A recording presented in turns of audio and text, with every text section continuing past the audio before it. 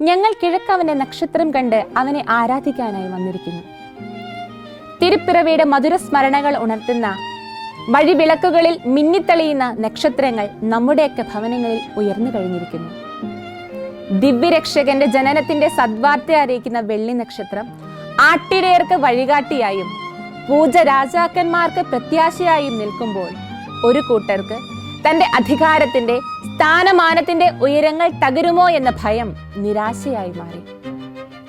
പ്രത്യാശയുടെയും നിരാശയുടെയും പ്രതീകം ഇവിടെ ഒന്നു തന്നെയാകുമ്പോൾ നാം തിരിച്ചറിയേണ്ട ഒന്നുണ്ട്.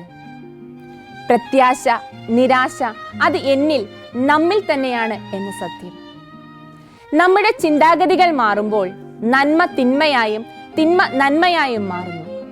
മാറേണ്ടത്, മാറ്റേണ്ടത് നമ്മുടെ ചിന്തകളാണ്, ചിന്താഗതികളാണ്. നന്മയെ മുറുകെ പിടിച്ച് തിന്മയെ ഉപേക്ഷിച്ച് മറ്റുള്ളവരെ പ്രത്യാശയിലേക്ക് നയിക്കുന്ന, ദിവ്യരക്ഷകനിലേക്ക് അടുപ്പിക്കുന്ന ഒരു വെള്ളി നക്ഷത്രമായി ഞാനും നിങ്ങളും മാറണമെന്ന് ഈ ക്രിസ്മസ് നമ്മെ ഓർമ്മിപ്പിക്കുന്നു. അതിനായി നമുക്കൊരുങ്ങാം.